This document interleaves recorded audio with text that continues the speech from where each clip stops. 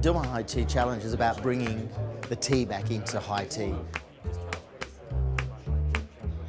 Today, careful effort has been made to respect the traditions and etiquettes of high tea. At the same time, we want to have a Kiwi spin on things, on the food, the beverages and the setting before you. The whole idea of our afternoon tea was to be very classical English, but with a very modern twist. Our theme today is basically a fusion of New Zealand culture, incorporating Dilmah teas and the Pacific Islands, what New Zealand is all about.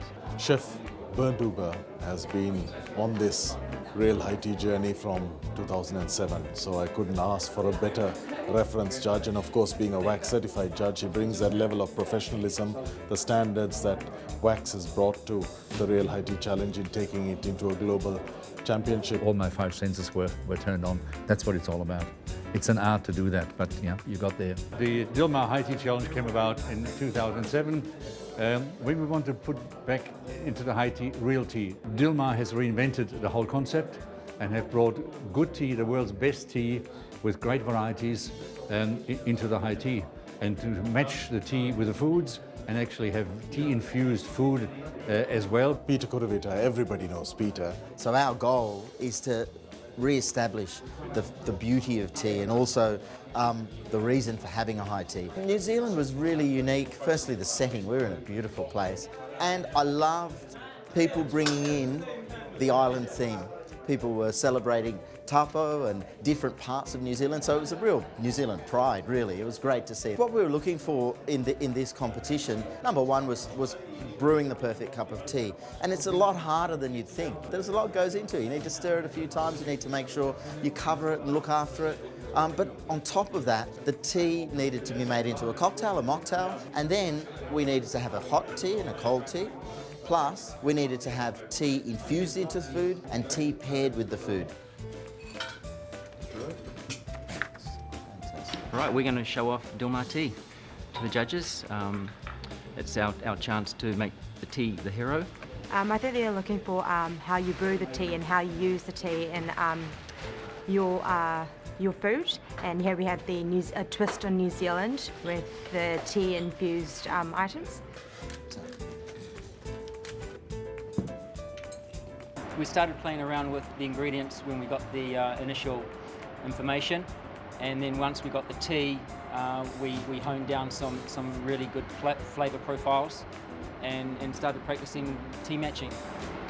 Yes, you would drink all the different teas and try and hit the notes with the food and try and get the cocktails and the mocktails not overpowering the tea and going well with the food and complementing the food and bringing out the best in the food. You did all the infusions of tea the way I like it. I like, because sometimes the flavour of tea is too much right up front, but it's really nice to have something and walk away and then all of a sudden it grows. And putting just tea, you know, the Earl Grey especially works really well, where you just sprinkle the tea leaves into it and it brews in your mouth and the flavour comes through, which is really, really nice. Well made though. The flavour's solid. And that's another reason that just stands up to it. Love the shape of your little quiche, you know, rather than a square rectangle. You know, and the flavour was just superb. Texture beautiful, nice and smooth on the mouth, and lovely combination of the flavours together. So together pairing with the drink, well done. Yeah, that's an art to produce a quiche like that. Next dish, we've chosen the Live and Lime Orange from the Exceptional range. This is a play on duck à l'orange.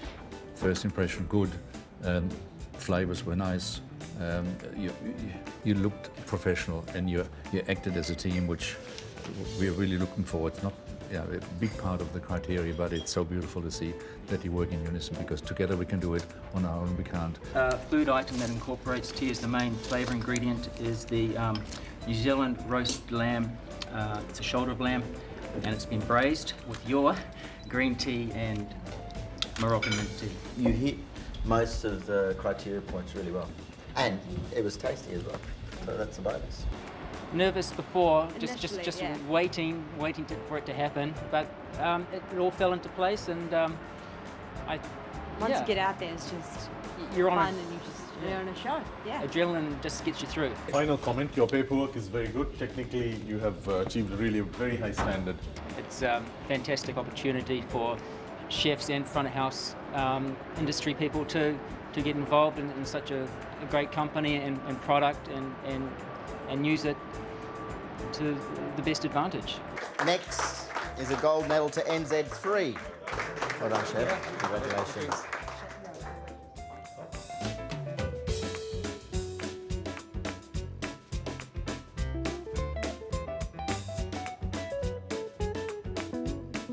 Now, in true Fernando family and Dilmah style, this competition was only supposed to take one winning group to Sri Lanka. But in the generosity of the Fernando family, they've also invited you two as well. So congratulations to both of you. Because the idea of this Real High Tea Challenge is that it is a journey in terms of their awareness and understanding of tea, opening up the options. And so in stage one, which we have just completed, I think we can be satisfied that we have really achieved a very high standard of excellence.